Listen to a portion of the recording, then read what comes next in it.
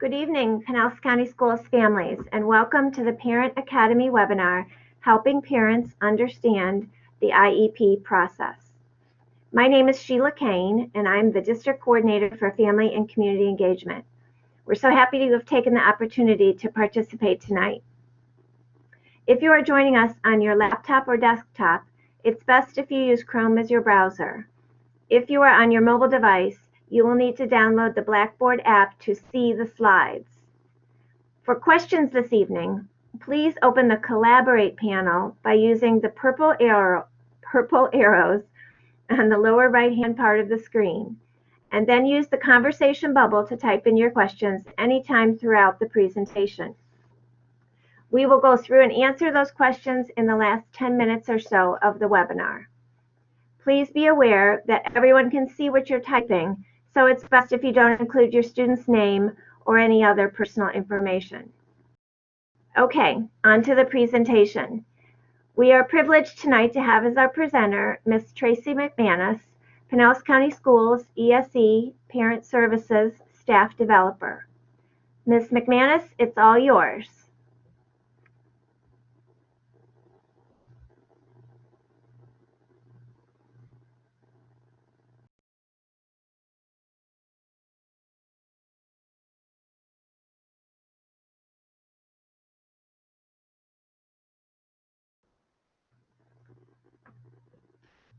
Okay, families, hang on just a minute here.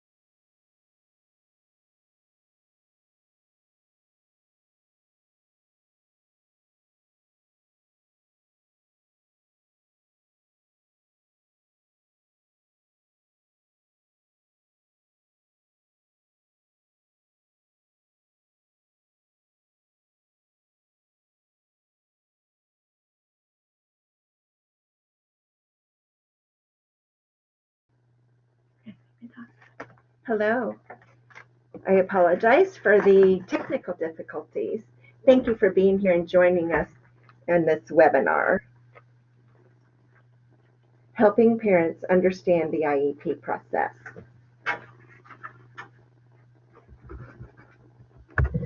The projected outcomes of this informational training webinar are to provide an overview of the response to intervention system, multi-tiered systems of support, known as MTSS, help participants make connections between MTSS and Individuals with Disabilities Education Act, IDEA, understand evaluation and individual educational plan, IEP, the purpose and processes. In speaking about exceptional student education, you might notice that there are a lot of acronyms. Please feel free to ask any questions at the end of this presentation.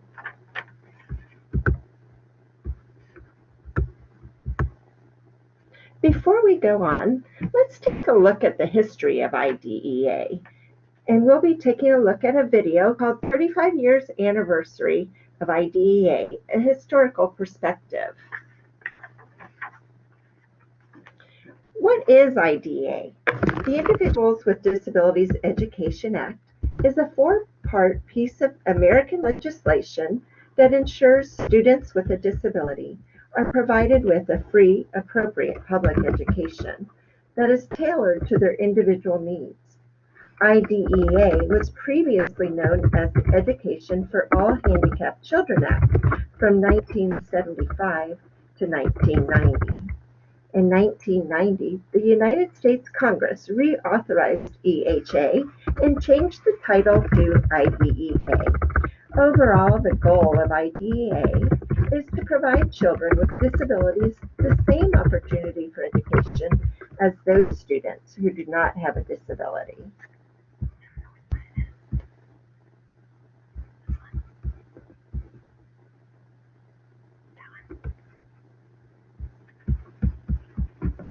No.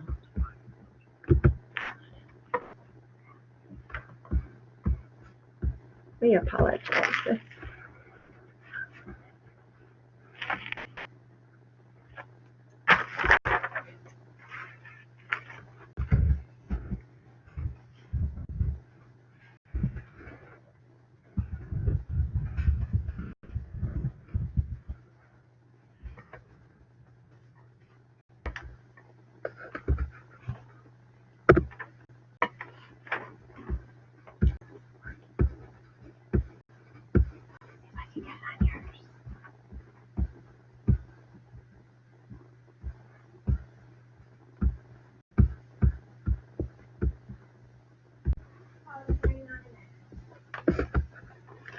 If you please excuse this interruption, we'll be right back.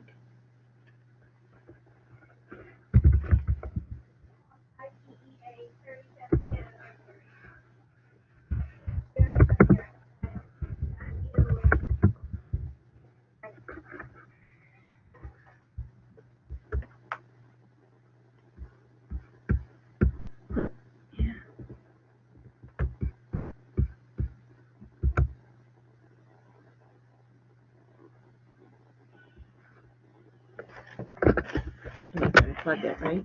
Yeah, but pause it for a minute. I don't know what they're seeing now. I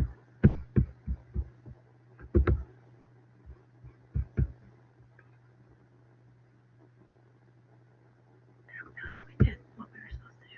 I don't know.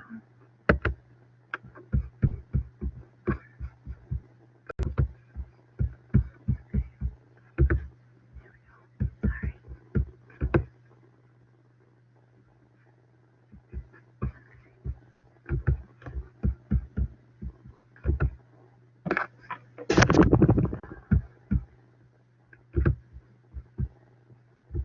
5. Access to an appropriate education was denied for most students with disabilities. Hundreds of thousands of individuals with severe disabilities were housed in state institutions, and schools only educated approximately 1/5 of students with disabilities. In addition, many states had laws that actually prohibited education in regular schools for students with intellectual disabilities, emotional disturbance, or students who were deaf, blind, or both. Children with disabilities in this time seldom became students. They were characteristically not welcome to the schools.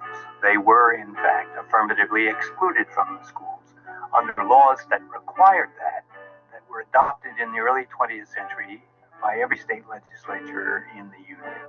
Those laws followed shortly after statutes in every state creating isolated, distant, segregated institutions, public institutions, to house the disabled, as the statutes frequently said, for life. In 1975, Congress enacted the Education for All Handicapped Children Act, Public Law 94-142. This act articulated a compelling national mission to provide a free, appropriate, public education for all children with disabilities in the least restrictive environment. Well, it brought to children and adults with disabilities all of the glories of a decent equal citizenship. It turned out that people with disabilities, including significant intellectual disabilities, have, like all human beings, enormous capabilities. With those capabilities supported and freed by the schools, their lives have become thoroughly different. By the late 70s, you could see smiles on the faces of family members of children with disabilities. And you could see in schoolyards all over the country, children playing together. People with disability were no longer isolated and hidden. They were among us and with us and participating and contributing. Many now thought to be uneducable 30, 40 years ago, now attending college and doing very well, thank you. The Education for All Handicapped Children Act supported states and localities in protecting the rights and meeting the individual needs of students with disabilities. It indicated specific federal mandates to improve how children with disabilities were identified and educated.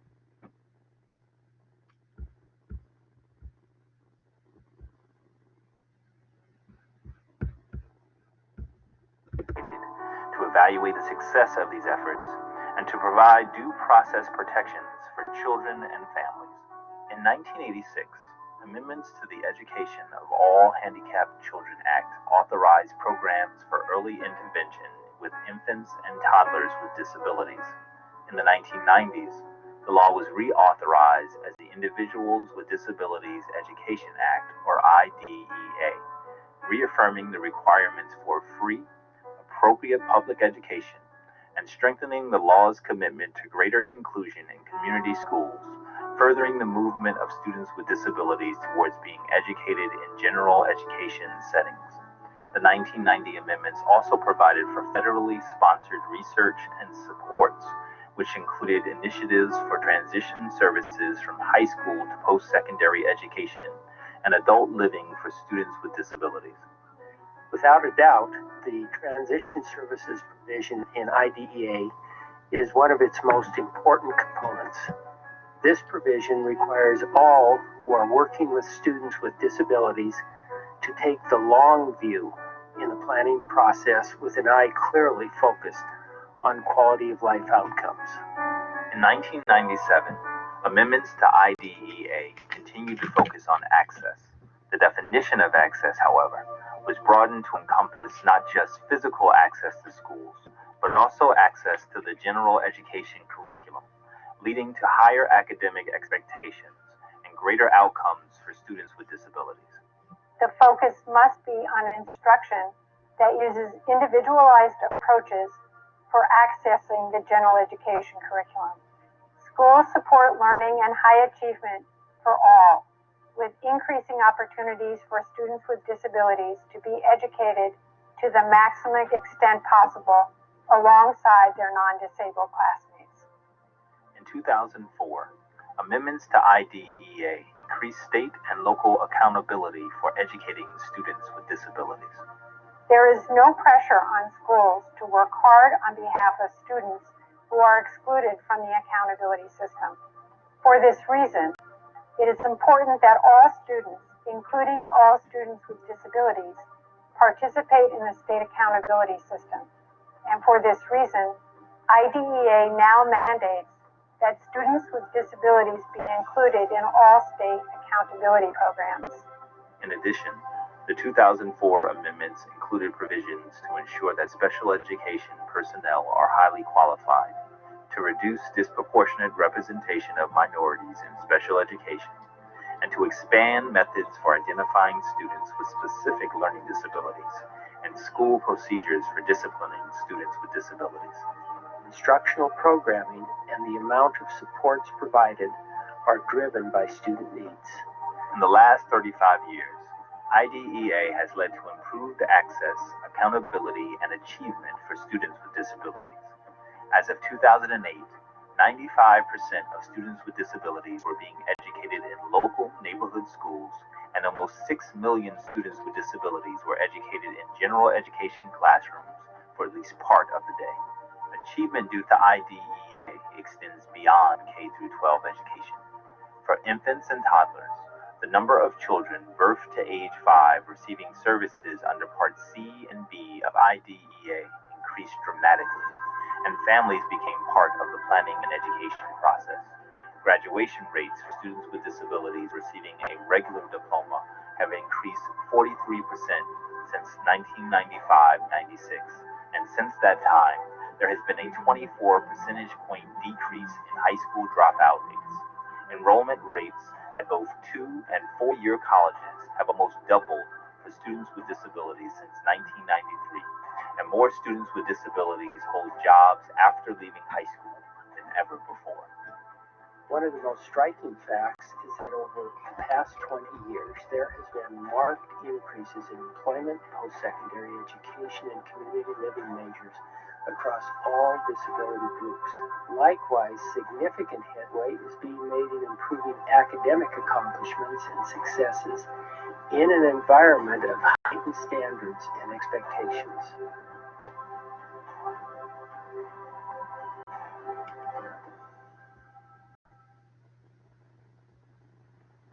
It's an American idea. Today's child will be tomorrow's citizen. Education shapes our expression of liberty, and separate, well, that has never been equal. We are the students of a new day, brave scholars who claim desk and classroom, book and school, into the self-evident truths expressed through our victories gave this nation's first declaration renewed life. Each mind is beautiful. Strength has many forms, and we are all able.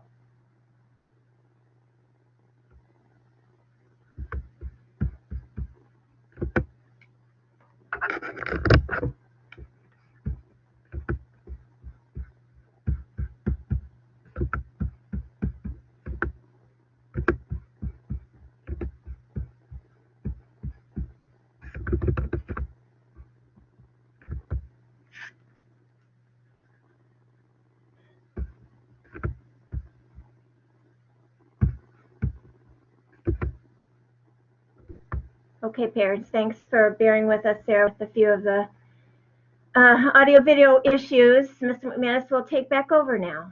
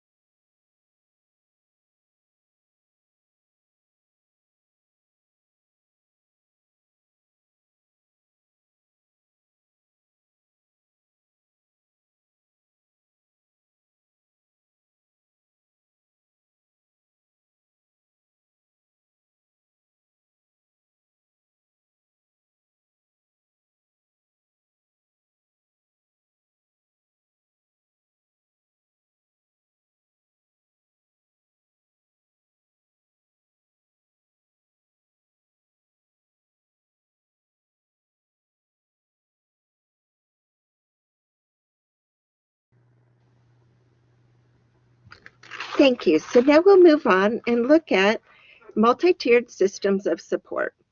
At the school level, the multi-tiered systems of support, also known as MTSS, is a framework used to maximize the success of all students.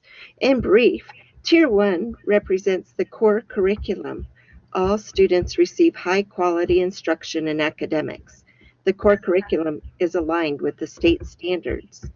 Tier 2 is provided in addition to Tier 1 for students that need more support, would receive small group intervention and supports.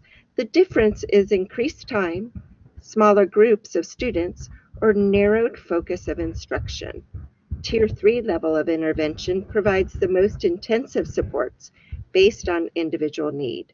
It includes team-based problem solving, increased time, smaller groups, and narrowed focus of instruction.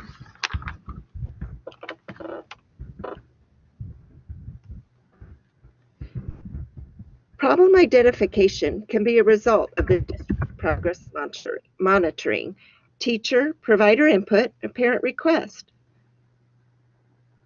Common assessments provide a baseline of student performance and can identify specific skill deficit areas. At times, the school-based team can opt to administer additional assessment measures if additional information is needed to drive intervention plans. Once an intervention plan is developed, identifying the core learning deficit impeding student progress, an intervention plan is developed. Regularly scheduled progress monitoring, fidelity checks, formal progress review meetings with a parent as an invited participant.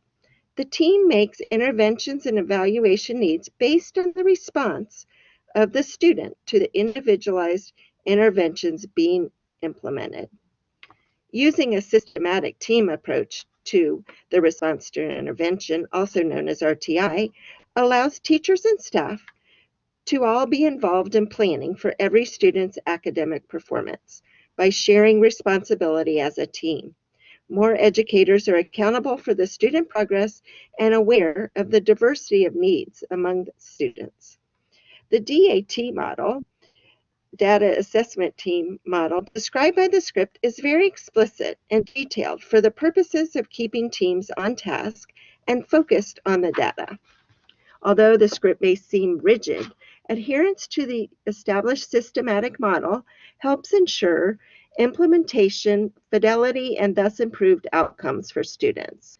Pinellas County Schools' response to intervention process outlined by the state, we have systematically being done in our district.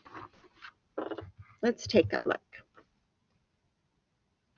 The process in Pinellas County Schools, the students receive a high-quality instruction that Tier 1 core curriculum is aligned to our Florida state standards. Each grade level has progress monitoring schedules and processes for student success. School-based leadership teams meet with grade level teams on an average of 1 time per month. Screening measures are reviewed by teams to identify students in need for differentiated instruction.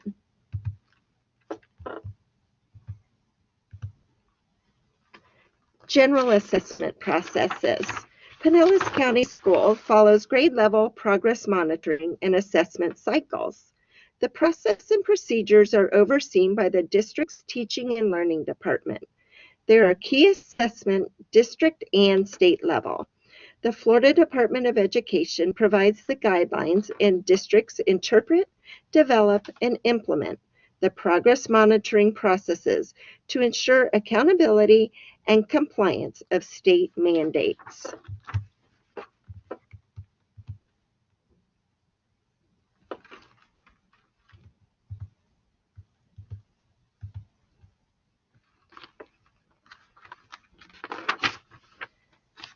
Most ESE programs have an intervention requirement. Exceptions regarding RTI, or response to intervention, apply for some sensory-based disabilities, physical impairments, medical conditions, temporary or permanent, requiring home instruction, and at times for extreme and extenuating circumstances. Evaluation. At some point during the RTI MTSS process, the school-based team, to include the parent, would identify if the student is closing the achievement gap in the skill area identified as discrepant.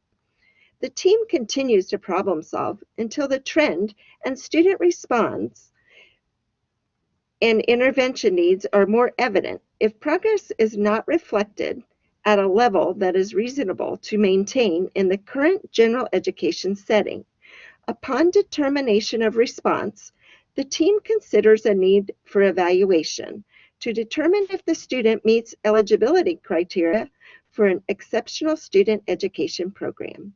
At this point, the team would be able to identify suspected disabilities.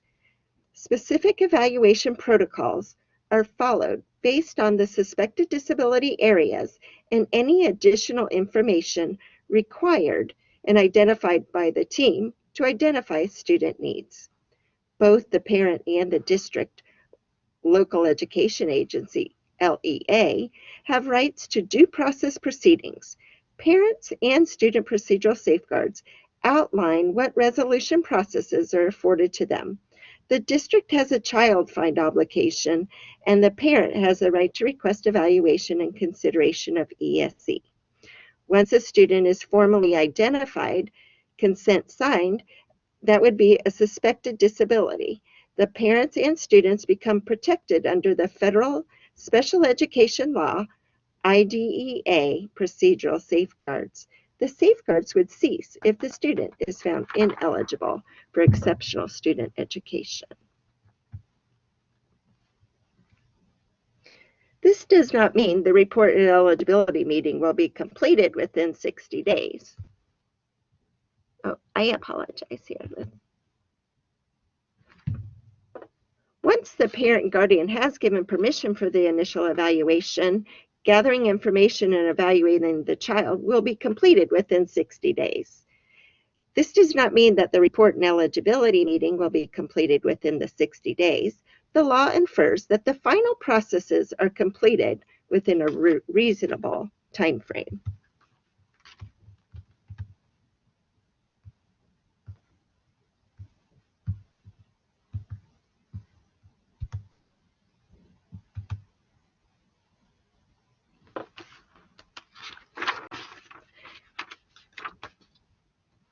After the evaluation is finished, the school will invite the parents, guardian to an eligibility meeting. At this meeting, the evaluation and other school staff will explain the evaluations and discuss the results with the parent and guardian. The team of people, including the parent and guardian, will determine if the child qualifies for exceptional student education or ESE services. And I interject that prior to going to an eligibility meeting, parents can expect to have written copies of the reports generated from that evaluation process.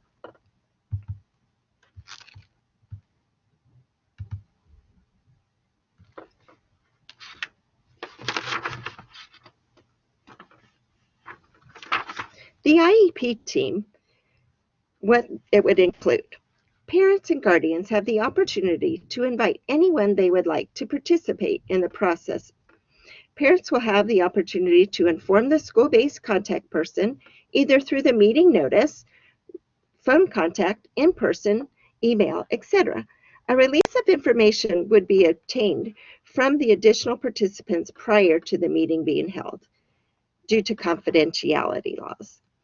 In the event a parent wishes to bring a legal representative, such an attorney or lawyer, best practice would be to notify the school contact person prior to the meeting. District policy requires that Pinellas County School Board attorneys be present at all meetings that have private attorneys in attendance. Advance notice will avoid a need to reschedule or terminate a meeting the day of the scheduled meeting.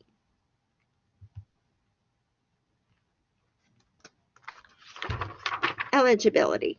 The Florida Statute and State Board of Education Rule Book is the resource manual used by districts as a guide to Florida statute pertaining to exceptional student education, student services, and juvenile justice education programs.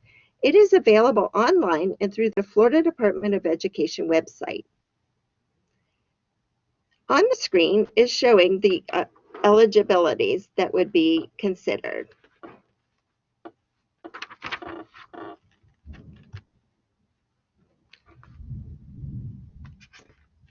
Second, the team must determine if the child needs specially designed instruction and related services as a result of a disability.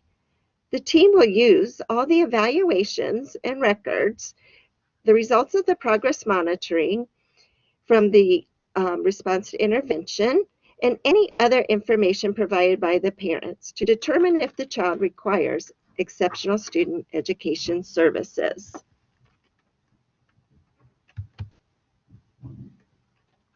Eligibility. The team will decide one of the following. Is the child eligible for exceptional student education services? The child does not qualify for exceptional student education services. If eligible, the team will develop an individual educational plan which describes the ESE services the child would receive. If a child does not qualify, the problem-solving process would continue, and the school would continue to progress monitor to make sure the child continues to be successful. The child may need accommodations as a result of a disability, and the child could then be referred to the Section 504 accommodations team. What does IDEA tell us? An IEP was being developed, FAPE guidelines require that if a student needs a service, the district must provide it. Decisions for the student must be based upon need and not any kind of finances of the district. FAPE, often referred to free and appropriate public education in the least restrictive environment at no cost to the parent.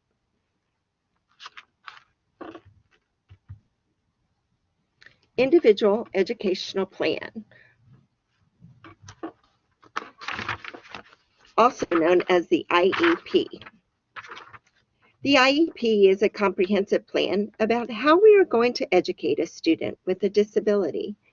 By comprehensive, we don't mean that it has to be 20 pages long and list every goal the child is working towards, but rather that it supports to such an extent that anyone picking up the IEP would have sufficient information to know what the child needs, be able to implement it by providing the services that have been determined by the IEP team. The IEP is an extremely important document. It guides the delivery of special education and related services. Implementation of accommodations are important, and the ESE teacher are the support you will need to make sure you are implementing them correctly.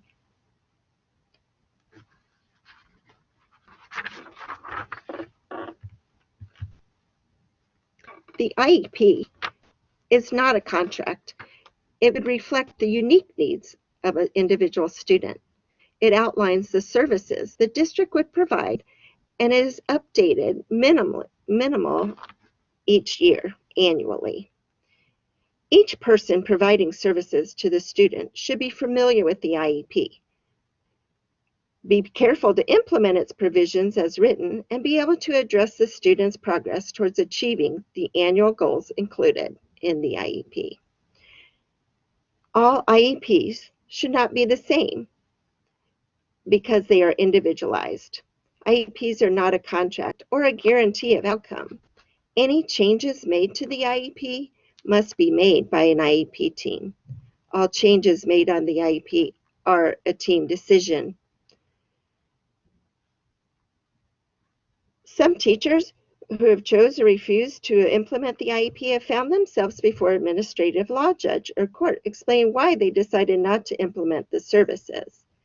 IDEA specifically identifies the required members of the IEP team as it is a legally binding document. The LEA representatives are appointed by principals. As you see, there's a very specific team that makes up the IEP team. The child's parent or guardian, the student if age 14 or older, at minimum one special education teacher or provider, an individual interpreter of evaluation results, the LEA representative, which is the local education agency, somebody that would be very familiar and know what can be provided and be implemented at the school for that child, and at least one general education teacher of the child, if applicable. Interpreters of instructional implication can explain evaluation data and assist the team with understanding how that data drives decision-making regarding services. Possible interpreters at the meeting could be the school psychologist, a social worker, speech and language pathologist, occupational physical therapist, and or an exceptional student education teacher.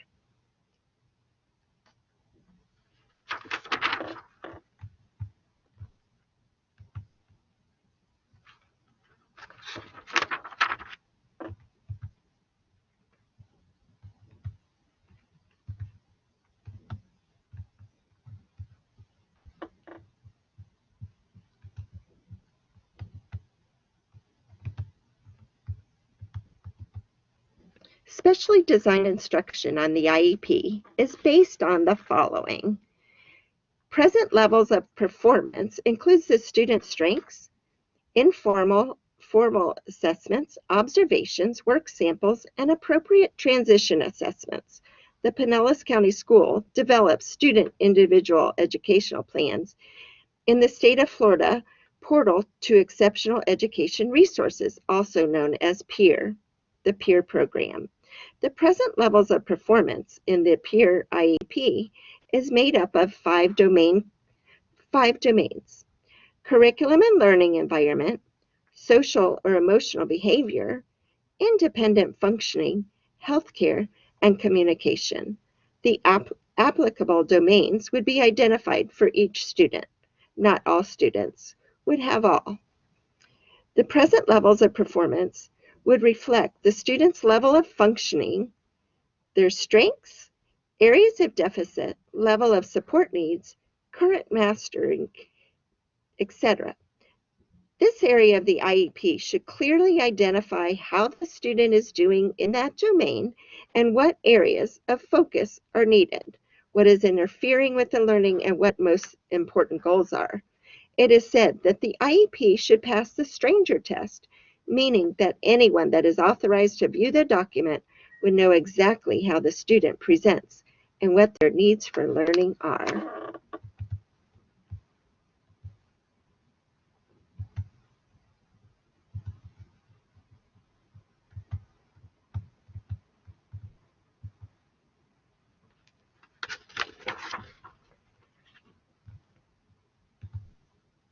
Specially designed instruction is designed to meet the unique needs of a child with a disability,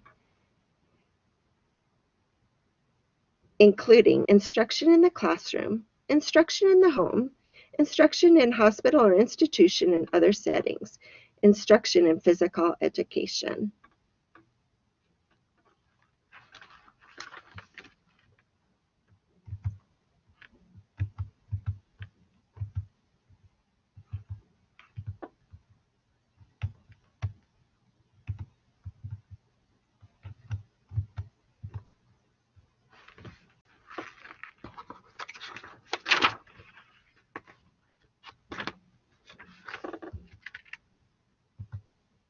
What are related services?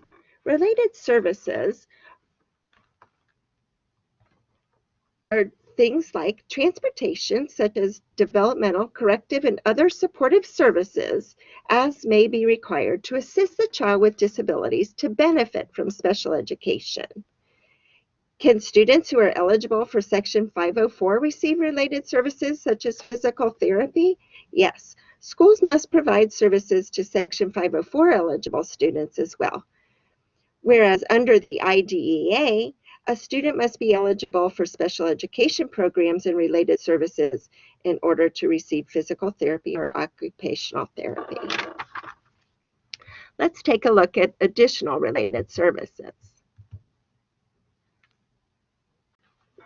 Examples would be speech and language services, counseling services, occupational therapy, physical therapy, audiology, interpreting services, and transportation.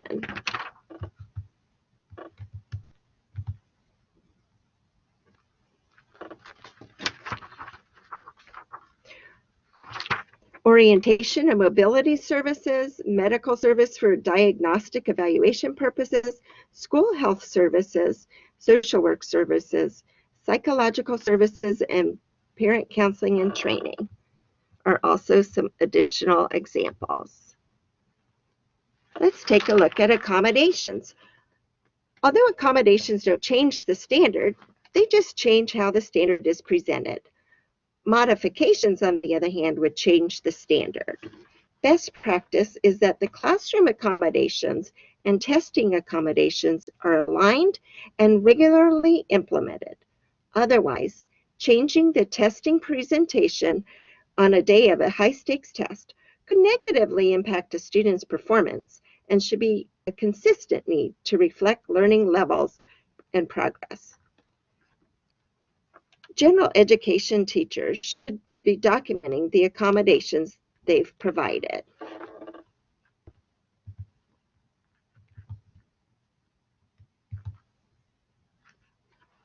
Who decides accommodations? The IEP team.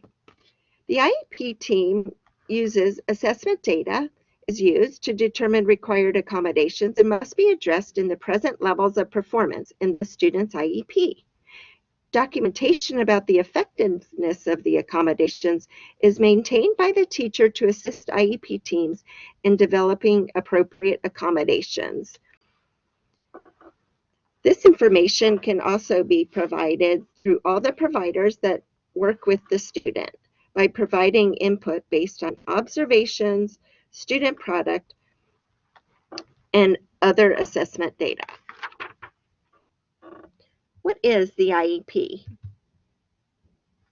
The IEP is like a roadmap. The parent is an important member of the IEP team.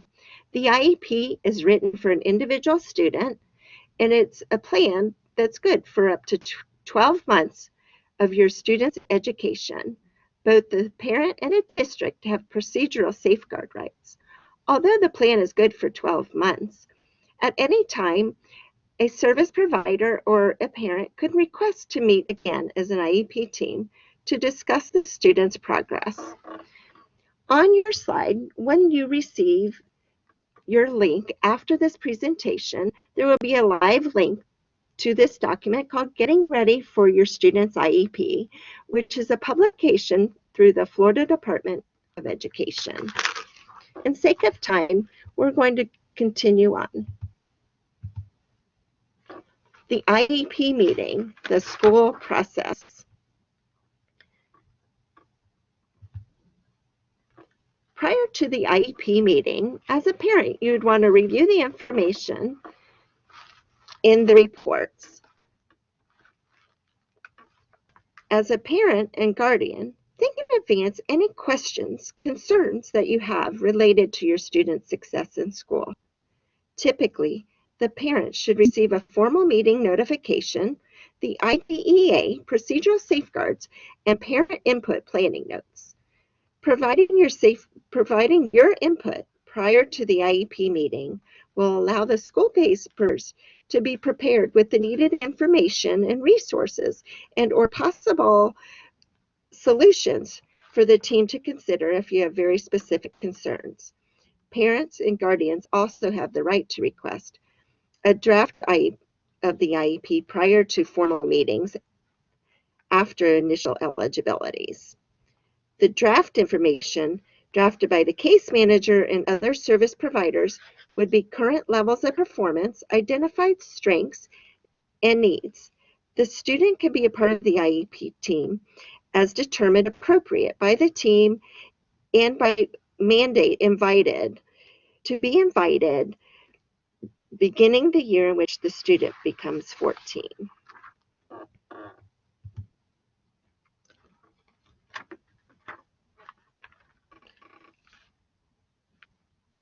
Prior to the IEP meeting, there would be a review of procedural safeguards with the parent. If there are areas where the parent, guardian, and school might disagree, write down the information to support your position and think of alternatives and decide where you can compromise. Typically, an IEP meeting would begin with greetings and introductions and a meeting purpose. At times, the meeting facilitator would present an agenda to keep the meeting on track and honor any possible time limits. Before, during, or after the meeting, the parents would be offered an explanation of the procedural safeguard rights under the federal special education law, IDEA. In the event you as a parent are not in agreement with the school-based team decision, local education agency, a team member, usually the case manager, would be completing what is called a prior written notice, reflecting why the school district, LEA, is refusing, i.e. not in agreement with the parent request. Both the parent and the school district have procedural safeguard protections. For additional information on dispute resolution options, you can go to Pinellas County School ESE Department, Parents Corner, or the Florida Department of Education Dispute Resolution. The ESE team members facilitating the meeting would also be happy to review the information and processes with you as well. During the IEP meeting, remember, everybody is at the meeting with the same common goal of problem solving for your student's success. Any question is a good question. the IEP meeting, it is important that conference notes are written that clearly reflect what the meeting covered, what the IEP team determined, and if a disagreement occurred, to identify what that is. Best practice would be that the team would determine what follow-up plan would be helpful in process towards resolution. I encourage parents to have the conference notes reviewed with them prior to the IEP being finalized.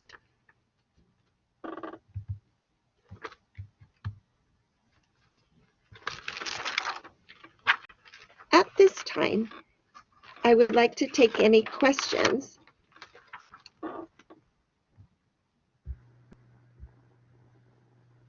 So far, we don't have any questions in the chat. Parents, I'm sure you have thoughts and questions you might want to share. If not, of course, you can always follow up directly with Ms. McManus or myself, and we'll get you to the right resource. But we do have a few minutes here, so if you think of something, please type it into the chat. I did list a lot of resources that you can visit online, again, when you get your link. There's a lot of great Pinellas County School ESE department questions and resources, and my contact information as well. Thank you for being a participant this evening. And we'll wait and see if anyone has any additional questions for us.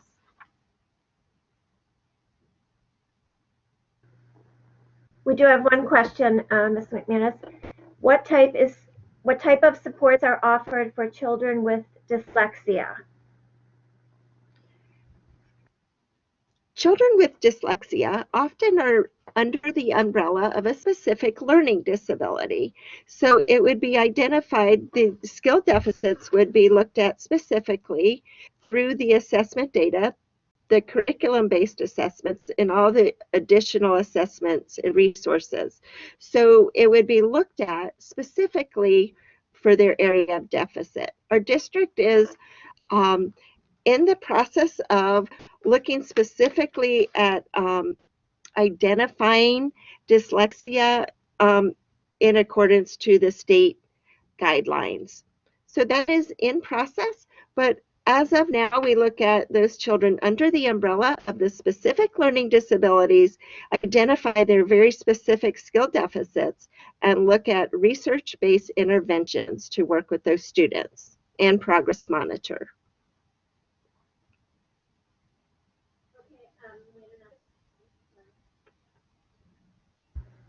We had another question. Does every child with an IEP have a case manager? Yes, every child that has an IEP would have a case manager. The assignment of case managers typically are based on what provider has the most time with the student.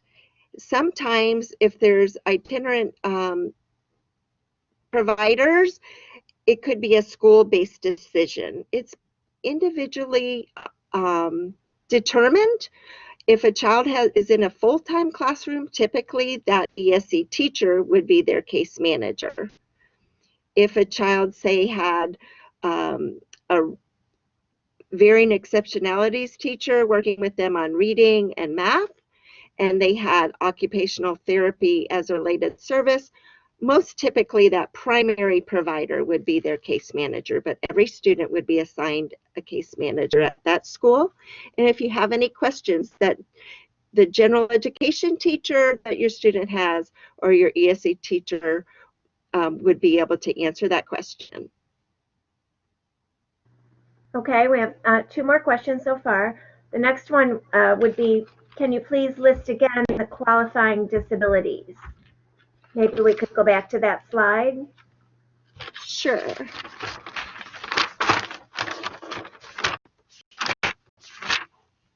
Let me find that.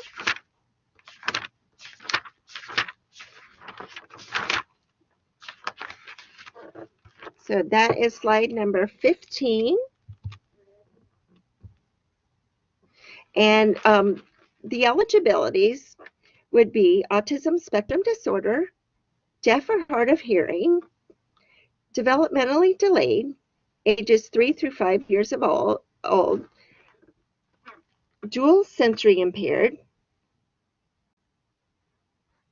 deaf and blind, the emotional or behavioral disabilities, homebound or hospitalized, intellectual disabilities, language impaired, orthopedic impairment, other health impairment, traumatic brain injury, specific learning disabilities, speech impaired, and visually impaired.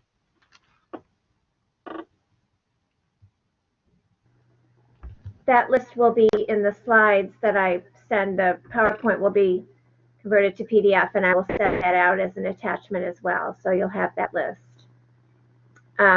Okay, let's see. The next question. How will I find out what middle school options I have for my son?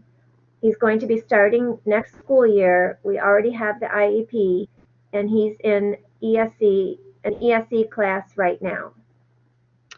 I'm not sure I exactly understand the question middle school options. So what happens is typically the school-based team meets towards the end of the school year, looking at the student progress. If he's not, I think I would have to have more information, because if he's currently in school, they would be basing it on his progress moving into the next year, and that IEP team would determine the level of supports. Could you give me more information or clarify that for me? To the parent who typed that in, if you want to go ahead and type more in the chat now, that would be fine, or we can, have you communicate with Ms. McManus afterwards, in an email. I wasn't sure. Go ahead, sorry. I'm sorry. So I guess my question would be, is it the actual school site or the continuum of services? Again, those would be determined by the IEP team, and typically the schools meet towards the end of the year, especially when those transition from preschool to kindergarten, 5th grade to 6th grade middle school, and then our 8th grade to high school. Ms. McManus, the mom clarified, wondering if all middle schools offer ESE classes. That's a very good question. And based on what the IEP team determines, so yes, there's always a level of resource supports at all of our schools throughout the district. If a child needs a very specific support, for example, a school that has autism spectrum disorder services, then there would be specific codes in our student information system that would identify that. So those schools would be the options for that student. So depending on the level and the type of services reflected on the IEP would determine what schools would be an option for a specific student. So maybe that mom asking the question, if you want to share with Ms. McManus in an email, afterwards what specific, eligibility criteria your child had, then maybe she can tell you what sites are, available. We have a couple more questions. If a child is in a charter school, can they still get supports at a public school? So the charter school is under the umbrella of the public school. However, we have a certain obligation as the LEA, so they assist the schools. The charter schools provide their resources, but we do assist them in navigating the ESE process and determining what services a child is requiring. So they're not necessarily receiving the services from the public school.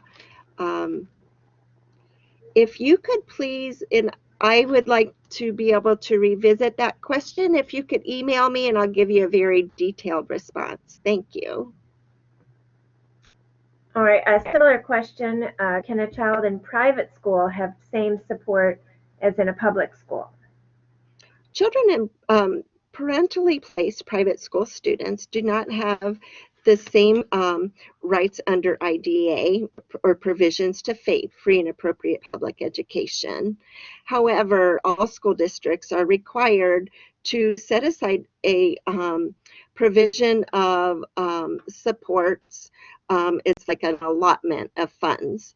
So we do have a department that works with the private schools and certain schools, and a child would be able to receive some provisions of services.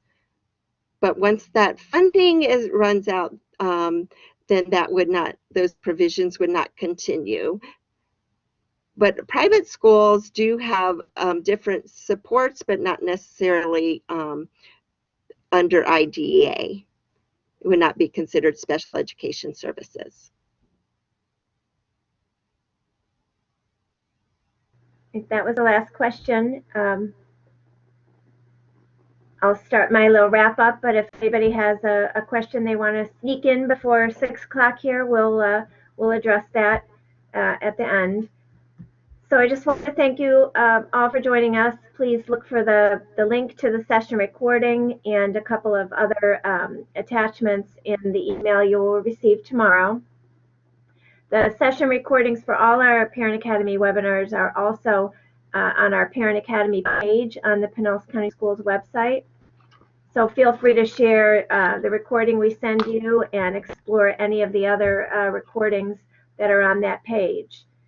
Yes, the slides will be emailed. Another question came in. And another question. Just to be clear, dyslexia would fall under specific SLD? So dyslexia is a medical diagnosis. So at this time, children that are presenting with learning disabilities they would fall under that. So they would be looked at. The suspected disability or an umbrella considered for a child that has a medical diagnosis of dyslexia would be the team would be looking at the eligibility criteria and the response to intervention process to identify the very specific skill needs of the student. So I would say yes, that student would be being considered at this time under the specific learning disabilities. There's a lot of changes happening with the dyslexia. So more to come on that through the state, and then the district will put that information out. Okay. Another minute to get another question in, but I'll finish up here. So obviously, if you have questions that weren't answered or that come to you, in reflection tonight or, in the next few days, please send either Ms. McManus an email. Her information was on that last slide, or myself, Sheila Kane. I sent you the meeting link that you joined with tonight, so you have my email as well. And please remember to check out our upcoming Parent Academies. Some are actually in traditional format at schools or community centers, and others are in this format via webinar. The Fall Parent Academy catalog is also available on the Pinellas County Schools website. Okay, one last question, or maybe more, I don't know. When are the expected changes? You've referred, I guess, Ms. McManus, to some changes coming. So they're asking about.